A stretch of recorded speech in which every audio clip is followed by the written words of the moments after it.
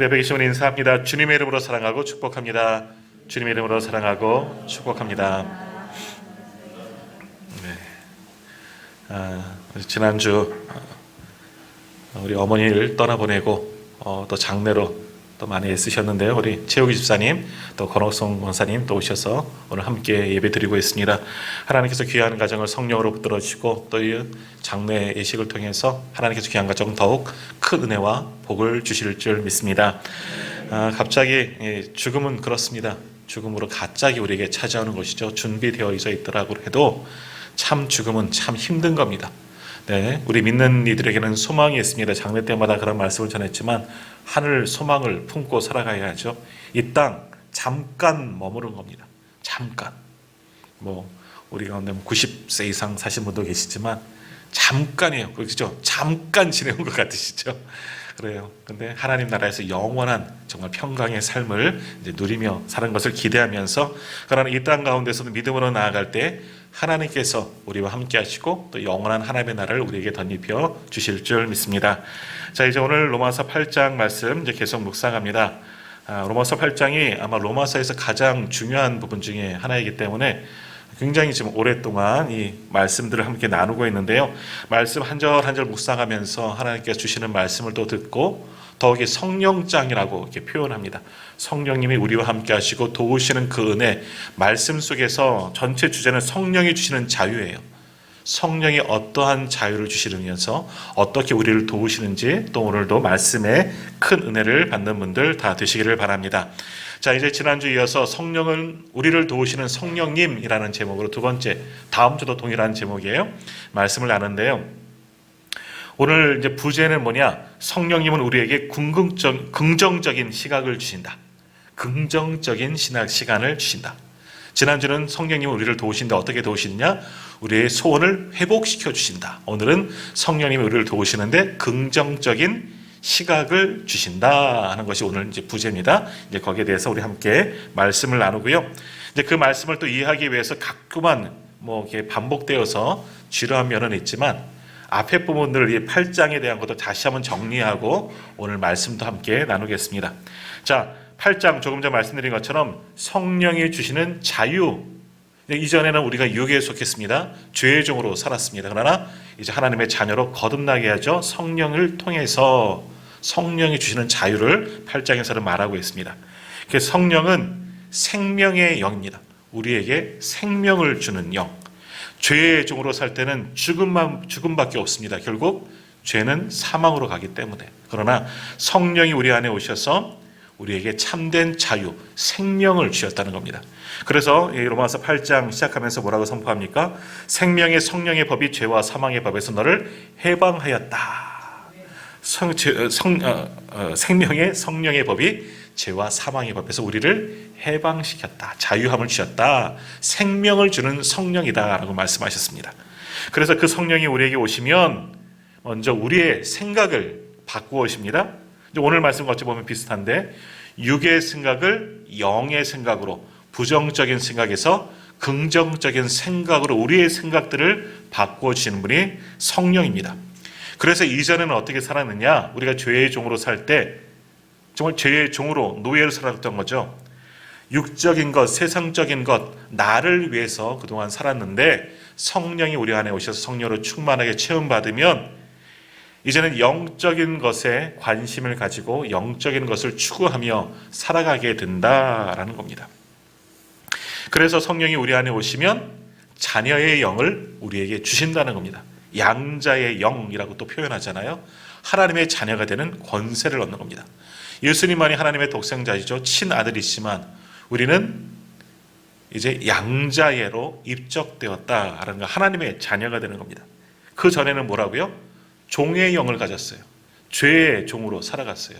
그러나 성령을 통해서 자녀의 영을 받고 하나님의 양자가 되었다라는 겁니다. 큰 은혜이죠. 그러므로 죄를 더 이상 두려워할 필요가 없다. 왜? 하나님이 우리 아버지시기 때문에. 그래서 우리가 하나님을 아바 아버지라 부르게 되었다 하는 말씀도 함께 나왔습니다. 그리고 지난 시간 이제 성령이 오셔서 우리를 도우시는데 어떻게 도와주느냐? 우리의 잃어버렸던, 죽었던 그런 모든 소원을 회복시켜 주신다. 우리의 타락해버린 소원, 그것을 바른 소원으로 회복시켜 주신다. 우리의 소원을 회복시켜 주시는 것이 성령이 도우시는 방법이다. 그래서 우리가 얼마나 연약한지 뭐라 그럽니까? 마땅히 빌 바를 알지 못하였다. 우리가 기도하는데 그저 뜬구름 잡는 기도만 했었고 믿기는 믿지만 온전히 믿지 못했었다. 근데 성령이 우리 안에 오시면 온전한 믿음을 회복시켜 주시고 바른 생각, 바른 소원도 갖도록 회복하도록 만들어 주신다는 겁니다. 잃어버렸던 꿈과 비전, 우리가 예수 믿고 하나님께서 우리에게 주신 모든 소원들, 그러니까 한마디로 비전이죠. 꿈이죠. 그런 것을 이제 사라졌었는데 잃어버렸었는데 다시 회복시켜 주시는 분이 성령입니다 라는 겁니다. 그래서 이제 내가 하나님의 사람이구나, 내가 성령의 사람이구나, 지금보다 더 나은 상황으로 나아가야지, 그렇게 살아가야지 깨닫게 하시는 거죠. 그리고 우리가 살아가는 목적, 이유를 분명히 하는 겁니다. 이 땅에서 세상 사람들처럼 똑같이 그저 하루하루 만족하며 살아가는 것이 아니라, 그저 모든 것 내 중심으로 살아가는 것이 아니라 이제는 거룩한 것으로 바뀌어야죠. 하나님께서 원하시는 대로 살아드리도록 거기에 맞춰지는 비전과 꿈과 소원을 회복케 하시는 분이 바로 성령 하나님이시다라는 겁니다. 자, 그러면 그뿐 아니라 성령이 우리에게 오시면 정말 우리가 구해야 할 것, 간구해야 할 것 무엇인지 이제 알게 하신다는 겁니다. 이전에도 하나님께 기도합니다. 뭐라고 기도합니까? 물질을 간구하고 좋은 집을 간구하고 큰 집, 큰 차, 갖고 싶은 것 다 갖고 싶은 것, 내 소원, 정말 내가 원하는 것만 하나님께 간구했습니다. 하나님 이것 좀 해주세요. 저것 좀 해주세요. 요술램프의 지니처럼 그렇게 간구했다면 이제는 성령이 오시면 똑같은 것처럼 기도는 합니다. 똑같이 물질을 구하죠. 큰 집도 구합니다. 큰 차도 필요해요. 지난주 말씀 잘 생각해 보십시오. 근데 목적과 이유가 틀려요. 큰 집도 함께 모여서 예배하려고, 구역 식구들 성경 공부하려고, 우리 집은 좀 넓었으면 좋겠어요. 거실 좀 넓었으면 좋겠어요. 좋은 차, 큰 차가 있었으면 좋겠어요.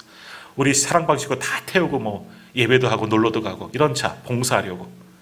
또 물질도 필요해요. 하나님 어려운 이들도 돕고 교회도 섬기라고 많은 헌금도 하고 싶고, 그러니까 물질도 필요해요. 똑같은 기도의 제목이지만 내용이 틀려요. 목적이 틀려요. 이유도 다 틀린 겁니다. 그러니까 성령이 오시면 똑같은 소원이지만 진짜 소원이 생각나는 겁니다.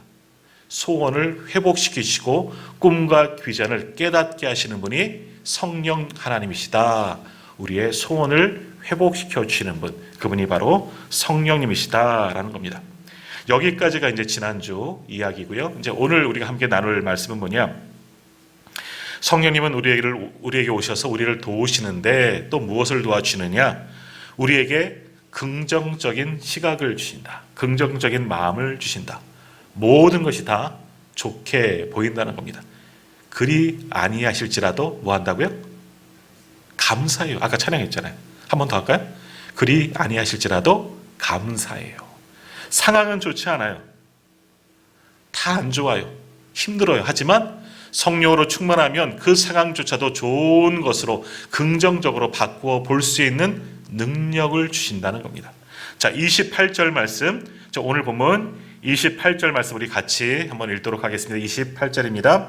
우리가 알거니와 하나님을 사랑하는 자, 곧 그의 뜻대로 부르심을 입은 자들에게는 모든 것이 합력하여 선을 이루느니라. 아멘.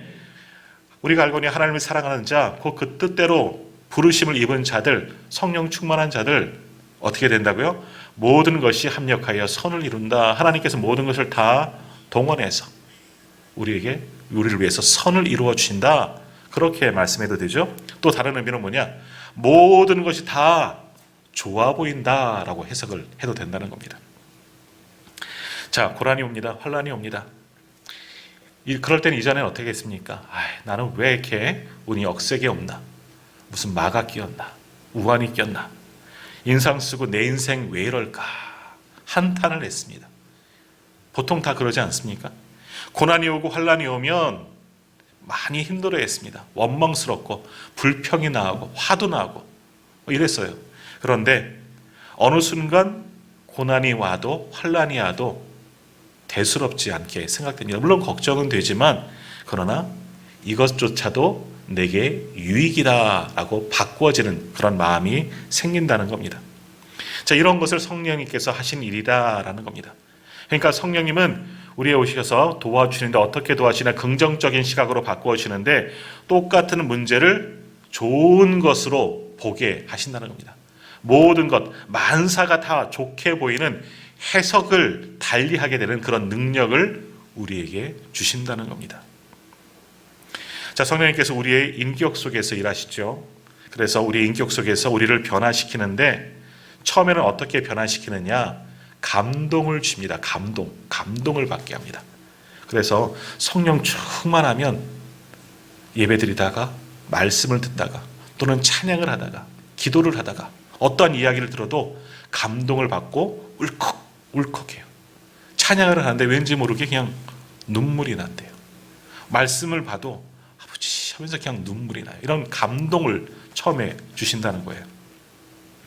자, 그러다가 어느 정도 더 지나가면 더 믿음 생활 열심히 하고 더 성령의 은혜를 충분히 받으면 어떻게 되느냐? 이제 적용의 영, 적용할 수 있는 능력이 생긴다는 겁니다.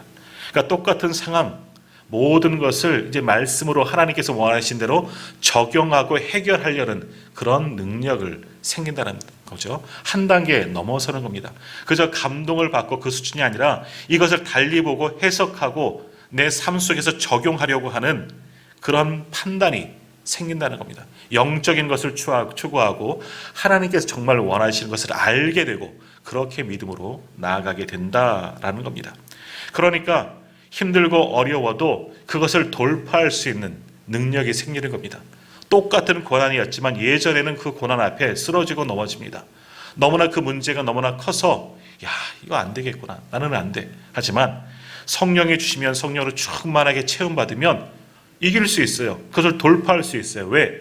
나는 능력 없지만 누가 함께 하시니까? 하나님. 성령님이 나를 도우시니까 능히 이길 수 있어.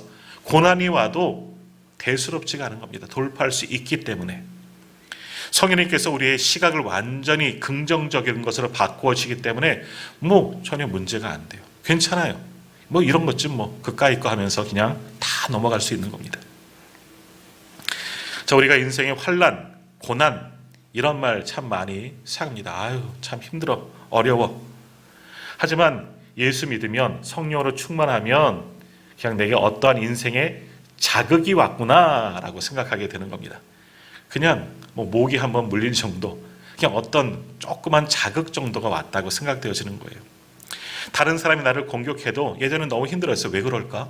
내가 무슨 문제가 있나? 내가 잘못했나? 아니면 저 사람에게 문제가 있나? 여러 가지 근심하고 고민하고 무슨 관계가 잘못됐나? 어디서부터 이걸 해결할까? 하지만 그러나 성령으로 충만하게 되면 그런 관계도 하나님께서 갚아주실 거야. 하나님께서 바로잡아 주실 거야. 이길 수 있는 마음, 넉넉한 마음, 인내하는 마음을 분명히 주신다는 겁니다. 악하지만 선으로 바꾸어 줄 수 있는 능력을 우리에게 성령님이 주신다라는 겁니다. 그래서 고난의 순간 무엇을 기대하느냐? 이 고난, 이 힘듦을 이기면 내 믿음도 성장할 거야. 잘 될 수 있어. 잘 될 거야. 하나님께서 기뻐하실 거야. 이런 생각을 하게 되는 거예요. 나를 괴롭히는 사람, 저 왼수 옛날에 그랬는데 이제는 아니에요. 저 사람이 나를 힘들게 하는 것, 나를 지금 연단하는 거야. 저 사람 때문에 오히려 내 믿음이 자라날 수 있어. 저 사람을 위해서 기도해야지 하는 그런 마음도 생길 수가 있다라는 겁니다. 자, 다윗을 보십시오. 다윗이 압살롬의 반역, 아들의 반역이잖아요. 그것을 피해 피난할 때 얼마나 화가 났습니까? 사랑했던 아들이, 사랑하는 이죠. 사랑하는 아끼는 아들이었습니다. 물론 여러 가지 중간에 상황은 있지만 그 아들이 칼을 들고 아버지를 죽이려고 왕위를 찬탈하려고 오는 것, 너무나 기가 막힌 상황에 대처할 능력은 없고 맨발로 도망가는 길입니다. 그런데 시므이라는 사람이 모욕하고 돌을 던지죠. 시므이가 누구예요? 베냐민 지판 사울의 후손, 그 가문 사람이라는 겁니다. 그 사람이 도망가는 다윗에게 이제 힘이 없는 것 같으니까 돌을 던지고 모욕을 하고 조롱을 합니다. 자, 그럴 때 어떻게 하겠습니까? 할렐루야? 예, 음악이 나와도 괜찮아요. 말씀을 듣는 사람들은 전혀 문제 없어요. 음악이 들려도 춤을 춰도 나는 문제 없어요. 예배하는데. 예. 저만 문제가 있어요? 어디까지 했죠? 시므이 보세요. 시므이가 그렇게 조롱하고 돌을 던져도 우라가 치밀었죠. 그래서 그 다윗의 장수 중에 하나가 내가 저놈을 죽일까? 납둬라. 괜찮다. 하나님께서 오늘날 나를 저 사람을 통해서 알게 하시는 거다. 선으로 갚아주실 거다. 건들지 마라. 관여하지 마라. 그냥 넘어갑니다. 물론 힘들겠죠. 마음 아팠겠죠. 한탄하는 그런 마음 생기겠죠. 그런데 괜찮다는 거예요. 그거 그까이 거 괜찮아. 그래서 다시 하나님께서 이끄시는 대로 나아갈 수가 있었다는 겁니다. 그렇게 할 수 있는 마음, 생각, 눈 누가 주시느냐? 성령이 주셨다는 겁니다. 성령이 우리에게 오면 정말 미운 사람도 사랑할 수가 있다니까요. 원망스러운 사람도, 나를 힘들게 하는 사람도 덮어주고 품을 수가 있다는 겁니다. 그러니까 우리가 정말 성령으로 충만하면 관계가 회복되는 겁니다. 아직 내 관계가 좋지 않다면, 내가 껄끄러운 사람이 있다면 뭐예요? 죄송하지만 아직 내가 덜 성숙했구나. 내가 덜 성령 충만했구나. 근데 우리는 어떻게 생각해요? 저 사람 때문이야. 저 사람이 아직 안 변해서 그래. 주여 며느리를 바꿔주옵소서. 뭐 그런 얘기 많이 들어요. 누가 문제? 내가 문제. 우리 시어머니 좀 바꿔주세요. 아니에요. 성령으로 바뀌면 내 탓이요. 내 문제부터 발견해보고 다 품을 수가 있다는 겁니다. 자, 성령께서 모든 것을 합력하여 선을 이룬다. 그러니까 뭡니까? 내 주변의 환경이나 상황에 영향을 받지 않고 긍정적인 것으로 이끌어 주신다는 거예요. 모든 것이 선이 되게 하나님께서 만들어 주신다는 겁니다. 무슨 일이든지 다 좋게 보입니다. 힘들어도, 고난이 와도, 말씀드린 것처럼 사람들이 나를 원망하게 힘들게 해도 이길 수 있어요. 감당할 수 있어요. 그래서 성령의 사람은 그리 아니하실지라도, 안 돼도 뭐 한다고요? 감사해요. 그리 아니하실지라도 감사해요. 괜히 나온 찬양이 아니라니까요. 정말 굉장히 성경을 잘 아시는 분이 쓴 찬양인 겁니다. 상황이 좋지 않아도 감사할 수가 있어요. 부끄러운 얘기지만 저는 시험 떨어질 때마다 감사헌금했어요. 하나님 감사합니다. 또 공부할 수 있는 기회를 주시는군요. 감사합니다. 아주 많이 떨어진 것 같아요. 네, 많이 헌금했으니까. 자, 뭐 어떤 그런 거예요. 하나님께서 합력해서 모든 것을 바꾸어 주셔서 선으로 바꾸어 줄 것을 기대하는 겁니다. 그러니까 감사할 수가 있는 거예요. 힘들어도 감사할 수가 있는 거예요. 지금이 비록 힘들고 어렵지만 이거는 성공을 위한 밑바탕, 발판이 될 수가 있어.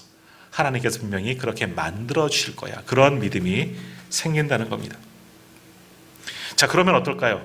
오히려 나를 힘들게 하는 사람, 나를 조롱해 하는 사람들 아무런 반응도 보이지 않고 그저 대수롭지 않게 여기면 누가 하나요? 그 사람이 오히려 더 화나는 겁니다. 그 사람은 나를 넘어지려고, 나를 힘들게 하려고 그렇게 애쓰고 수고하고 자기만 열냈으니까 오히려 반응이 없으면 그 사람만 화나는 겁니다. 그러니까 우리는 그런 것 신경 쓰지 않아도 돼요. 하나님께 맡기죠. 하나님 아시지요. 나 힘들어요. 하지만 하나님께서 바꾸어 주실 줄 믿습니다. 합력하여 선을 이루신다며 좋은 것으로 하나님 바꾸어 주시고 감당할 수 있는 그런 마음도 제게 주십시오. 그렇게 간구하는 겁니다. 그럼 성령님께서 우리의 마음을 긍정적으로 그렇게 회복시키시고 바꾸어 주실 줄 믿습니다. 그러면 모든 환난, 모든 힘듦 넉넉히 이길 수가 있습니다. 돌파할 수가 있는 겁니다.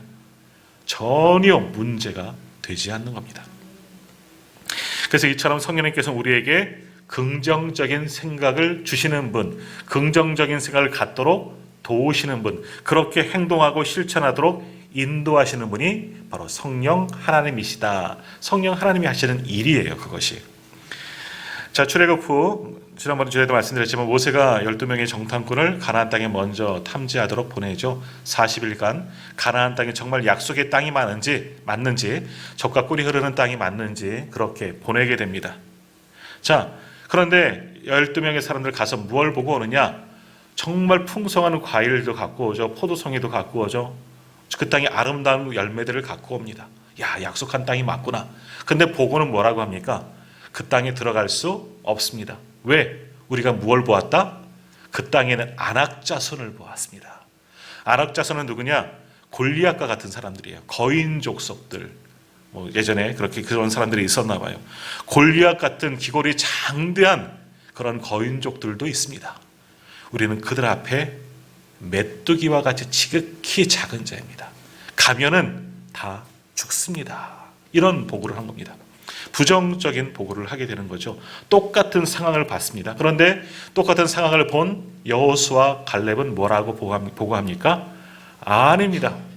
하나님이 우리와 함께 하시면 반대죠. 그들은 우리의 먹이입니다. 옛날 성경에 그들은 우리의 밥입니다. 우리가 능히 그들을 다 이길 수 있습니다. 전제 조건은 뭐예요? 누가 함께 하시면? 하나님이 함께 하시면. 하나님이 함께 하시기 때문에 우리는 능히 이길 수 있어요. 아낙 자손이 있어요. 예. 근데 문제 안 돼요. 왜? 하나님이 함께 하시는데 그 아낙 자손이 있으면 뭐예요? 골리앗 다윗에겐 전혀 문제가 되지 않았습니다. 돌 하나 들고 나가는 겁니다. 하나님이 함께 하시기 때문에. 돌 5개인가 들었다 그래도 한 방, 두 방, 세 방 필요 없잖아요. 한 방에 끝내버리시잖아요. 하나님이 함께 하시기 때문에. 그러니까 성령의 사람은 이런 생각을 갖게 되는 겁니다. 문제를 보더라도 똑같은 상황을 보더라도 아니에요. 부정적인 것으로 보지 아니하고 이게 될까? 안 될 것 같아. 힘들 것 같아. 아니에요. 성령의 사람들은 해보지 여기서 한번 해보지. 도전해보지. 잘 될 거야. 기도하면서 우리 합체 한번 해봅시다. 합력해서 선을 이루어봅시다. 믿음으로 나아가는 겁니다. 그런 마음 주게 되는 겁니다. 그렇게 해석이 되어지는 겁니다. 그러나 성령 충만하지 못하면, 다른 말로 믿음이 없으면 똑같은 상황 앞에 별것 아니지만 넘어지고 쓰러지고 돌아서고 시험 들고 그런다는 겁니다. 우리 삶에 고난이 옵니다. 요즘에 얼마나 고난이 많습니까? 힘듦이 많습니까? 그런데 성령의 사람들은 하나님께서 내 믿음의 뿌리를 깊게 내리시려고, 나를 아주 믿음 좋은 사람으로 만드시려고 이렇게 연단하시구나, 그런 마음을 품는 겁니다. 그러나 하나님 그 믿음이 없는 사람은 믿어봤자 소용없네, 더 믿음을 잃어버릴 수밖에 없는 거죠. 비바람이 아주 심한 곳에서 천년을 서 있는 나무가 있는데 그 나무 높이는 1m 정도밖에 안 돼도 밑으로 뿌리는 한 20m쯤 내리고 있다고 합니다. 오랜 세월 고난당하다 보니까 높이 자랄 수는 없어도 밑으로 뿌리를 깊게 내린다는 겁니다. 더 많은 영양분을 빨아들이고 더 견고하고 더 든든한 나무가 된다는 것이죠. 그래서 어떤 비바람이 와도, 아주 폭풍이 와도 그러한 나무, 밑으로 뿌리를 깊게 내린 나무는 충분히 견딜 수가 있다는 겁니다. 그런 좋은 날씨 가운데 있는 나무, 캐나다에 있는 전나무 같은 것, 높이는 20m 이상 되는데 뿌리는 짧습니다. 깊이 내리지 못한다고 해요. 왜? 너무 좋기 때문에, 고난이 없기 때문에 뿌리 안 내려도 영양분 충분히 받을 수 있기 때문에 크게 자라납니다. 자, 그런데 큰 바람 불면 이런 나무들은 다 넘어갈 수밖에 없습니다. 뿌리가 짧기 때문에 곧 금방 넘어질 뿐이죠. 자, 믿음의 사람들은 이걸 보면서 깨달아야 하죠. 고난이 오면 하나님 지금 나보러 믿음의 뿌리를 길게 내리라 하시는구나. 무릎 꿇고 깊이 앉아서 하나님께 기도함을 통해서 딱 하나님으로 믿음의 뿌리를 잘 내리면 이것 이길 수 있구나. 그렇게 우리를 훈련하시는 거예요. 그러니까 똑같은 상황을 봐도 좋게 해석하고 감당할 수 있어, 이길 수 있어, 돌파할 수 있어, 이런 믿음의 사람이 될 수가 있다는 겁니다.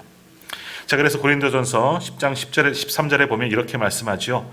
사람이 감당할 시험 밖에는 너희가 당한 것이 없나니 오직 하나님의 미쁘사 너희가 감당하지 못할 시험 당함을 허락하지 아니하시고 시험 당할 즈음에 피할 길을 내사 너희로 능히 감당하게 하시느니라. 하나님 주시는 시험, 이건 시험이 아니라 연단이야. 내 믿음의 뿌리를 깊이 내리려고 하나님 지금 나를 연단하시는구나, 나를 다듬으시는구나. 그리고 아니야, 하나님은 완전히 우리가 넘어지도록 그런 시험이 아니라 피할 길도 주시는 분이야, 돌파할 수 있는 능력도 주시는 분이야. 이런 마음으로 바뀌게 되는 겁니다. 그러니까 내게 주어진 연단이, 고난이 오히려 감사한 거예요. 하나님의 시간이구나. 지금은 하나님이 일하실 시간이구나. 하나님께 버림받은 시간이 아니라 하나님이 나를 위해서 일하실 시간이다. 그것을 믿으시는 분들 다 되시기를 바랍니다. 우리 두 발자국이라는 그 시 아시죠? 어떤 사람이 인생 행보를 걸어갈 때 돌아보니 두 발자국이 나란히 걷죠. 하나는 내 발자국, 하나는 주님 발자국. 그래서 인생길 다 돌아보니까 두 발자국이 나란히 그렇게 걸어오는 것을 보게 됩니다. 하나님 나와 동행하여 주셨군요. 감사합니다. 자, 그런데 어느 순간 보니까 발자국이 하나밖에 없고 이리저리 흔들리고 있는 그 발자국을 보게 됩니다. 언젠가 돌아보았더니 언제예요? 가장 고난의 시간이었죠. 그래서 그때 이 사람이 원망합니다. 하나님 왜 그때는 나를 버리셨습니까? 왜 내 곁에 계시지 않으셔서 나 혼자만 쓰러지고 넘어지고 그렇게 힘들게 만드셨습니까? 하나님을 향해 사람이 원망하죠.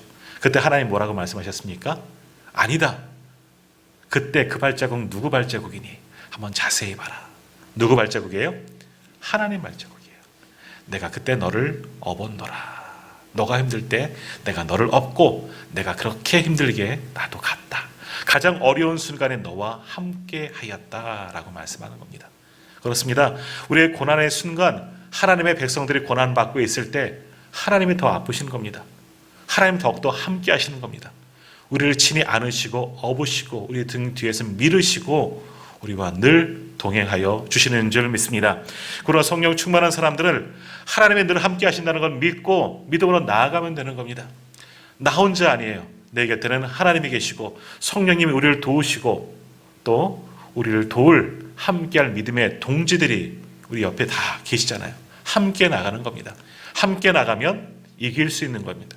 그래서 뭐라 그러는 겁니까? 합력하여 모든 것이 합력하여 선을 이루느니라. 하나님도 성령님도 하나님을 동원하시는 모든 방법으로 우리와 함께 하셔서 모든 것을 좋게 만들어 주시는 분, 선으로 바꾸어 주신다. 성령 하나님을 통해서. 그러니까 우리가 그렇게 성령 하나님을 동행하며 믿음으로 나아가야 되는 겁니다. 그러한 사람들 하나님께서도 함께 하시고 늘 모든 것을 이길 수 있도록 선으로 바꾸어지는 그런 능력을 오늘 우리에게 더하여 주실 줄 믿습니다. 자, 그러면 그런 은혜를 받는 사람, 어떤 사람들이 그런 은혜를 받을 수 있겠습니까? 예전에 공부할 때 언제 공부를 좀 많이 해보셨습니까? 뭐 잘했냐고 여쭤보지 않겠습니다. 언제 공부를 좀 열심히 해보려고 하셨습니까? 그 과목 선생님이 좋을 때. 뭐 대부분 그렇지 않습니까? 수학 선생님이 좋으면 수학을 조금 열심히 해보려고 하죠. 영어 선생님이 좋으면 마음에 들면 그래서 공부를 조금 더 잘 보이려고. 마찬가지예요. 우리의 신앙이 언제 성장하고 성령님이 언제 우리와 친밀하게 가까이 계시느냐? 내가 더 가까이 하면 되죠. 내가 성령님을 더 깊이 묵상하고 사랑하고 내가 교회 가는 걸 너무너무 좋아하고 예배하는 것을 너무너무 좋아하고 목사님 만나는 거 너무너무 좋아하면 당연히 믿음도 자라나고 더 큰 성령의 은총을 받게 된다라는 겁니다. 그러니까 쉽게 말하면 교회를 좋아해야 돼요. 우리가 성전 중심의 삶을 살아야 된다. 우리 성도들은 그렇게 얘기하지 않습니까? 성전 가까이 살아야 된다. 그래서 성전 옆에 집을 두란 그런 얘기가 아니에요. 뭐 그러면 더욱 좋겠지만 교회에 오는 것을 좋아해야 되는 겁니다. 예배 시간을 좋아해야 하는 겁니다. 시간 선포되는 말씀을 즐거워해야 된다는 거죠.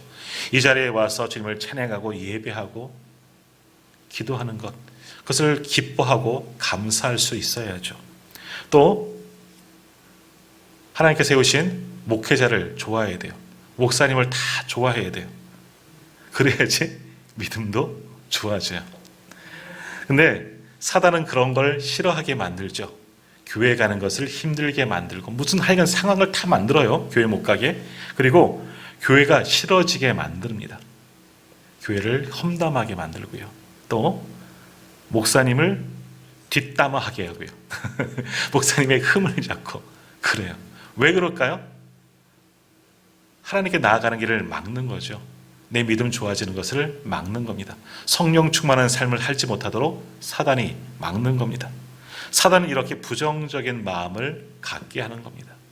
그런 사단 마귀를 다 우리가 능히 물리쳐야 하는 겁니다. 교회를 좋아해야 돼요.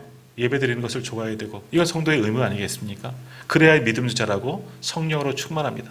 한 번이라도 더 와서 교회에 와서 하려고 하고, 뭐 내 삶의 자리에서도 마찬가지입니다. 한 번이라도 더 말씀을 묵상하고 말씀대로 살아가려고 노력해야 하고, 또 어떻게든 목사님을 더 가까이 하고 좋아하고 자주 만나고 말씀도 듣고 질문도 하고 궁금한 것 가지고 찾아오고, 목사님 제가 많이 말씀드렸잖아요. 목사님께 기도해달라고 머리도 막 티밀고, 이런 거 가지고 목사님께 가도 되나? 이런 거 갖고 별것도 아닌데 목사님께 기도해달라고 부탁해도 되나? 안 될 게 뭐 있어요? 목회자가 할 게 뭐가 있겠어요? 그냥 저는 그래서 부목사 때 성도님들한테 그렇게 계속 얘기했어요. 부목사는 좀 능력 없어 보이잖아요, 성도들이. 잘 안 믿잖아요. 그러니까 목사님께 가고 싶은데 못 가니까, 뭐 성벽이 쳐져 있는 것처럼 목사님 앞으로 잘 못 나가니까 담임 목사님 앞으로 저랑 같이 가자고. 목사님께 머리 좀 드미시라고, 기도도 받고 상담할 거 있으면 목사님께 앞으로 나가시라고. 목사님 언제든지 기다리신다고. 모든 목회자는 다 그런 마음입니다. 성도들이 찾아오면 기도해주고 싶고 같이 고민 나누고 싶고. 사실 목회자가 세상적으로 무엇을 도와줄 수 있겠습니까? 물질적으로 도움이 되겠습니까? 아니면 세상의 뭐 이치를 잘 알겠습니까? 뭐 사업을 잘합니까? 뭐 주식 투자를 잘합니까? 아무것도 할 줄 몰라요. 그런데 잘하는 거 하나 있잖아요. 기도하잖아요. 하나님 이름으로, 주님의 이름으로 기도하잖아요. 그러니까 문제가 생기면, 힘든 일 생기면 고민하지 마시고 목사님 찾아오고, 우리 교회 목사님 다른 사람 아니잖아요. 멀리 있는 사람 아니고, 오셔서 찾아오시고 전화하시고 아니면 시간 잡으셔서 오셔서 기도도 받고 상담도 하고, 목사님 이거 이렇게 어떻게 하면 좋을까요? 신방도 좀 오라 그리고 그러는 거예요. 그러면 믿음도 자라나게 되는 겁니다. 아무튼 영적인 생활하려고 열심히 노력하지 않으면 믿음이 자라나지 않는 겁니다. 성령으로 충만하지 않는 겁니다. 사탄은 그런 마음 갖지 않도록 부정적인 것만 자꾸만 주는 겁니다. 세상적인 것. 죄송한 말씀이지만 세상적인 것 많이 보고, 요즘에 유튜브 이렇게 많이 보다 보면, 저도 유튜브 요즘 보니까 막 계속 빠져들여요. 요즘에 뭐 제가 좀 다른 것 좀 보긴 하나 보니까 막 좋아하는 게 계속해서 나오니까, 야, 어떻게 그걸 알고 있는지, 그냥 막 다 좋은 것만, 내가 관심 있는 것만 쫙쫙쫙 계속 뜨게 만들더라고요. 그러다 보면 하나님을 멀리하게 되는 겁니다. 그러니까 그런 거 다 차단하고 정말 다시 한번 예배의 자리를 돌아오고 교회 오는 거 좋아하고 말씀 묵상하고 찬양하고, 가장 기본적인 신앙생활로 돌아갈 때 하나님의 능력이 우리 가운데 나타나게 되는 겁니다. 달리 멀리 있는 것이 아닙니다. 믿음 좋아지려면 다른 것 하는 게 아니에요. 그럼 예배 잘 드리면 돼요. 하던 대로 말씀 잘 묵상하고 말씀 선포하는 거 잘 귀담아 듣고, 또 찬양할 때 열심히 힘내서 찬양하고. 찬양 얘기가 나왔으니까 그러는데, 찬양 부르실 때요 큰 소리로 하세요. 하나님, 뭐 아무개 집사 틀려? 저기 아무개 권사님 이쪽 했다고 또 이쪽 또 분들 오해하실라? 플랫 났어, 뭐 샵 뭐 이상해, 뭐 떨어지고. 하나님 안 그러셔요. 그러니까 찬양할 때는 큰 소리로 하세요. 큰 소리로 온 마음 다해서. 어때요? 옆 사람이 뭐라 그래도 쳐다봐도 같이 쳐다보고 해요, 그냥. 그래서 더 하나님 기뻐하시도록 찬양하고, 아멘 할 때도 크게 하고, 뭐 좀 아멘 틀리면 어때요? 한번 창피하면 되지. 그러니까 열심히 예배하세요. 하나님 앞에 정말 다윗과 같은 마음으로 열심히 나아가면 우리의 믿음도 당연히 자라게 되겠습니다. 하나님 오늘 분명히 우리에게 말씀하십니다.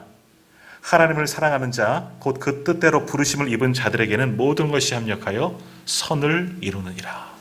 하나님께서 모든 것을 다 동원하셔서 거기 모든 것에는 하나님 자신도 들어가 계십니다. 예수님도 우리와 함께 하시고 성령님도 우리와 함께 하시고, 또 주변에 있는 모든 상황들, 사람들을 다 동원해서 그들 모든 것을 합력하여 선으로 이끌어 주신다. 좋은 것으로 바꾸시는 분이 우리 하나님, 그리고 그것을 하시는 분이 성령 하나님이신 겁니다. 그러므로 오늘 성령님께 모든 것 다 맡기십시오. 그러면 하나님께서 반드시 선으로 바꾸어 주실 줄 믿습니다. 그러므로 그렇게 하나님께서 우리와 함께 하시고 성령이 동행하실 것을 믿고, 성령 하나님께서 기뻐하신 대로 살아드릴 수 있는 늘 동행하는 저와 우리 성도님들 다 되시기를 주님의 이름으로 축복합니다.